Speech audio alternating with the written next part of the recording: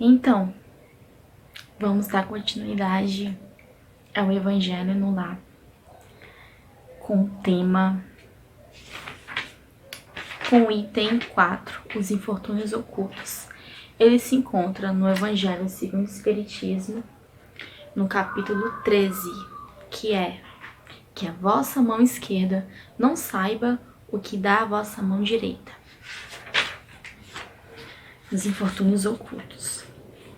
Nas grandes calamidades, a caridade se manifesta e vence generosos impulsos para reparar os desastres. Mas, ao lado desses desastres gerais, há milhares de desastres particulares que passam despercebidos, de pessoas que jazem sobre um catre sem se lamentarem. São a esses infortúnios discretos e ocultos que a verdadeira generosidade sabe ir descobrir, sem esperar que eles venham pedir assistência. Que esta mulher de ar distinto, vestida de maneira simples, mas cuidada, seguida de uma jovem vestida também modestamente, entra numa casa de sórdida aparência, onde é conhecida, sem dúvida, porque à porta a saúdam com respeito. Onde vai ela? Sobe até a mansarda. Lá mora uma mãe de família cercada de filhos pequenos. À sua chegada, a alegria brilha nesses semblantes emagrecidos. É que ela vem acalmar todas as dores, traz o necessário, temperado com doces e consoladoras palavras que fazem aceitar o benefício sem corar. Porque esses infortunados não são mendigos profissionais. O pai está no hospital e, durante esse tempo, a mãe não pode bastar as necessidades. Graças a ela, essas pobres crianças não sofrerão nem o frio nem a fome. Irão à escola agasalhadas, e o seio da mãe não secará para as criancinhas. Se há um doente entre eles, nenhum cuidado material a repugnará. De lá, ela se dirige ao hospital para levar ao pai algum consolo e tranquilizá-lo sobre a sorte da família. No canto da rua, a espera uma viatura, verdadeira loja de tudo o que leva aos seus protegidos, que visita assim sucessivamente. Não lhes pergunta nem sua crença, nem sua opinião, porque, para ela, todos os homens são irmãos e filhos de Deus. Terminada a excursão, ela se diz, comecei bem o meu dia. Qual é o seu nome? Onde mora? Ninguém o sabe. Para os infelizes, é um nome que não revela nada, mas é o anjo de consolação. E à noite, uma sinfonia de bênçãos se eleva para ela até o Criador. Católicos, judeus, protestantes, todos a bendizem, porque ela se veste de maneira tão simples. É que não quer insultar a miséria com seu luxo. Por que se faz acompanhar da filha adolescente? É para ensinar-lhe como se deve praticar a beneficência. A filha também quer fazer a caridade, mas sua mãe lhe diz: que podes dar-me, criança, uma vez que nada tens de ti? Se eu te entregar alguma coisa para passá-la a outros, que mérito terás? Em realidade, eu é que farei a caridade, e tu que dela terás o mérito. Isso não é justo. Quando vamos visitar os enfermos, tu me ajudas a cuidar deles. Ora, dar cuidados é dar alguma coisa. Isso não parece bastante? Nada é mais simples. Aprende a fazer obras úteis, e tu confeccionarás roupinhas para essas criancinhas. Deste modo, darás alguma coisa vinda de ti. É assim que essa mãe verdadeiramente cristã forma sua filha na prática das virtudes ensinadas pelo Cristo. É espírita? Que importa? No seu lar, é a mulher do mundo, porque a sua posição o exige, mas ignora-se o que ela faz, porque não quer outra aprovação, senão a de Deus e da sua consciência. Um dia, porém, uma circunstância imprevista conduziu até ela uma de suas protegidas, que lhe produzia obras. Esta reconheceu e quis abençoar sua benfeitora. Silêncio, disse-lhe, não o digas a ninguém. Assim falava Jesus. Bom, esse capítulo, Os Infortúnios Ocultos, vem mostrar pra gente o que é realmente fazer a caridade, na prática, como ela deve ser feita. E é muito importante nesse momento que a gente vive, nesse momento de pandemia, como ele fala aqui, no primeiro parágrafo, que nas grandes calamidades a gente vê uma dor comum, a gente vê uma necessidade comum que todos têm. Algumas pessoas estão passando fome, algumas pessoas estão com dificuldades financeiras e a gente olha essa mazela, esse problema social de uma forma mais clara, porque está exposto de uma forma mais clara. Mas a gente não conhece as pessoas. E a caridade, ela não vem só com o bem material, como essa senhora fez. Ela, pelo contexto da história, ela é rica, ela pode sim ajudar e ela vai visitar uma família que ela sabe que é necessitada, que no momento tá precisando de auxílio e não tem de onde tirar, e ela vai de encontro a essa família de uma forma modesta, de uma forma humilde, propor esse auxílio sem ofender, sem chegar com o seu carro, sem ostentar nada, sem demonstrar quem ela é, sem apresentar um sobrenome, sem vir com títulos, status, não, porque o objetivo dela é fazer o bem. E isso fica tão claro, né, nesse evangelho, porque esse evangelho é o que diz, né? Esse evangelho é o que a vossa mão esquerda não saiba o que dá a mão direita. Ou seja, não mostrar o bem que você está fazendo. No final dessa história isso fica muito claro. Mas seguindo a ordem do raciocínio, vamos lá. Essa mulher, essa senhora, ela traz essa lição de caridade, de humanidade, de fazer o bem sem olhar quem, de uma forma muito prática. Ela auxilia essa família, ela dá uma palavra de auxílio, ela conforta o pai dessa família que está no hospital, dizendo que a família dele não está desamparada. E logo depois, ela tem com as pessoas que estão na rua. Ela continua fazendo caridade. E pouco importa, no final das contas, pouco importa qual a religião dela, quem ela é de fato. Pouco importa o lugar dela na sociedade, o sobrenome dela. O que importa é que ela tá fazendo bem. Como diz aqui. Qual o seu nome? Onde mora? Ninguém o sabe. Para os infelizes, é um nome que não revela nada.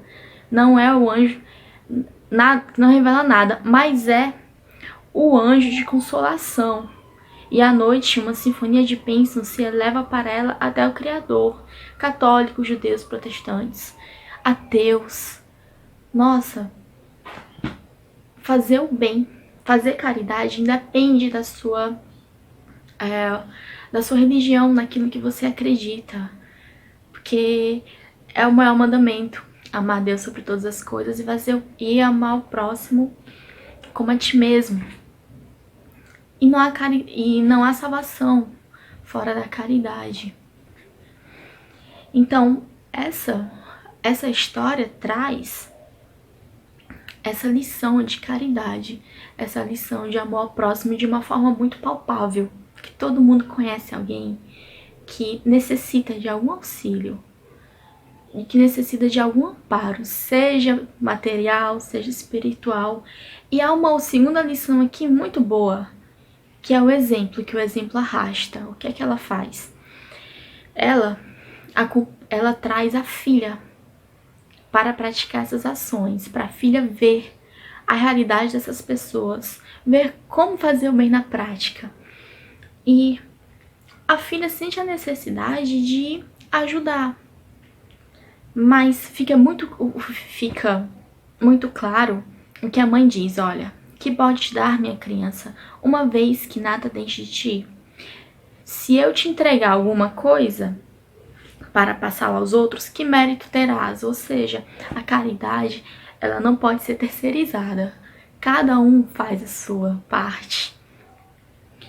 E é algo que tem que ser refinado, tem que ser trabalhado, que tem que tocar a nossa sensibilidade.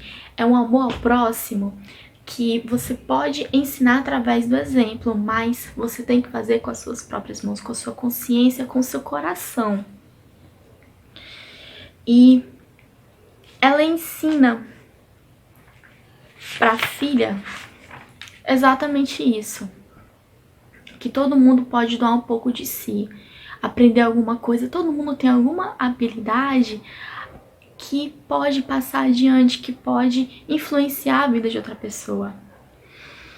E no final dessa história, o bem sempre volta pra gente. Volta, no caso, pra ela. Só que essa pessoa que foi auxiliada por ela, como ela diz bem aqui, né? Que uma de suas protegidas veio ao seu encontro, querendo lhe abençoar, e ela pede o que? Silencia. Assim falava Jesus: não digas a ninguém, porque todo o bem que você faz é com você e o cara lá de cima.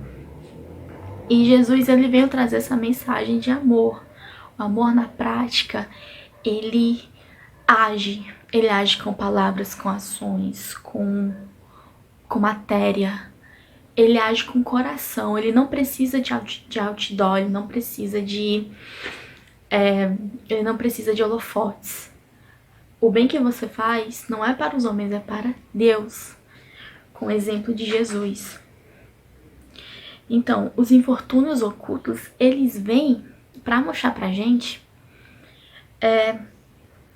a oportunidade da gente olhar o outro com um olhar mais refinado, mais sensível e saber agir. Saber agir sem humilhar, saber agir sem ser melhor, saber agir através das lições de Jesus, fazendo bem, praticando bem, tendo olhos de ver, ouvidos de ouvir e mãos de agir. Essa lição que ele traz é maravilhosa, porque quantas pessoas fazem caridade que a gente conhece, assim, por alto, como alguns centros espíritas que são ajudados através de doações. Quantas pessoas que têm empresas, têm o sobrenome reconhecido, às vezes nacionalmente, e essa pessoa faz de tudo para não aparecer, faz tudo para não chamar atenção, porque o bem é o mais importante, fazer o bem ao próximo é o mais importante. Porque uma vez que você chama a atenção para si, uma vez que você publica que está ajudando alguém, que você expõe isso, você está massageando o seu ego e a sua vaidade. E isso não é a mensagem do Cristo. Essa não é a mensagem do Cristo. Muito pelo contrário, é o que ele fala aqui, nessa parte do Evangelho, exatamente isso. No capítulo 13, que a vossa mão esquerda não saiba o que dá a vossa mão direita. A gente não deve contar aqui, contar o bem que foi feito, ou nos vangloriar dele. Não. Ele nada mais é do que a nossa obrigação moral. É algo que nos alegra, que alegra a Deus. E existe uma história muito interessante no Chico Xavier, que ele, depois de uma sessão mediúnica, terminou muito tarde na madrugada, e ele saiu apressado para pegar condução, e ele tinha que ir, ele tinha hora para chegar, até que ele estava na rua e ele foi parado por uma senhora que pediu auxílio, que pediu pra ele um pouco de atenção, e ele perguntou: a senhora espera eu voltar? No final do dia. Aí ela não tinha muito o que dizer, ela: tudo bem, meu filho. E Emmanuel chega e pede pro Chico parar e voltar e atender aquela senhora. E o Chico para e vai ter com essa senhora, e essa senhora pede pro Chico ler a bula do remédio, porque ela é analfabeta. E ela queria saber que horas ela iria tomar o remédio. E o Chico fala pra ela direitinho o horário. E volta correndo pra pegar o rumo dele do trabalho. Aí o Emmanuel faz ele parar de novo e olhar pra trás. Quando ele olha pra trás, o Chico vê saindo da boca daquela senhora luz. E ele pergunta pro Emmanuel: o que é aquilo? Que fenômeno é aquele? E o Emmanuel diz que aquela senhora estava rogando bênçãos para Chico, dizendo que Deus o abençoe, que Deus o ilumine, que Deus o acompanhe. Então, a gente vê que às vezes é muito pouco que a gente precisa fazer em relação ao outro. Que o bem, ele pode ser praticado de várias formas. Que, imagina só, como o dia dessa senhora poderia estar prejudicado, como a saúde dela poderia ficar abalada se ela não tomasse esse remédio direitinho. E em pouco tempo, pouca informação, auxílio, que pro Chico poderia ser até insignificante, foi algo para aquela senhora muito significativo. Então, nesse momento de pandemia que a gente está vivendo, a gente vê os infortúnios ocultos, que é toda aquela mazela, aqueles problemas que nós temos e que os outros têm, e que a gente pode fazer alguma coisa em relação a isso. Como quantas senhoras estão em casa fazendo máscaras, isso desde março, confeccionando máscaras em casa para distribuir para a comunidade. Olha só o ato de amor que existe aí, a caridade que existe no simples ato de você se importar com o outro e fabricar máscaras de pano em casa. Nossa, isso, quantas vidas essas máscaras estão salvando? Quantas saúdes estão sendo preservadas? E nós que estamos aqui, nós mais jovens, nós não podemos levar alguma quentinha para o nosso vizinho, a gente não pode ligar para o nosso vizinho, a gente não pode fazer uma videochamada e perguntar se tá tudo bem, nem que seja para ouvir, só para ouvir, porque isso é caridade. Todo mundo pode dar algo de si, por que a gente não pode dar um pouco do nosso tempo, do nosso amor, dos nossos ouvidos? Tantas vezes a gente quer, tantas vezes a gente pede, a gente às vezes exige essa atenção. Então por que a gente não pode também doar um pouco do nosso coração para as pessoas que também sofrem, para as pessoas que também estão se sentindo sozinhas, assim como nós também podemos nos sentir? Por quê? E esse é o evangelho de hoje, os infortúnios ocultos, que nos ensina a fazer o bem sem querer méritos, sem ver os holofotes, sem olhar o nosso nome, o nosso status, sem humilhar o outro, fazer o bem por amor ao próximo, fazer bem através das mensagens do Cristo, das lições do Cristo.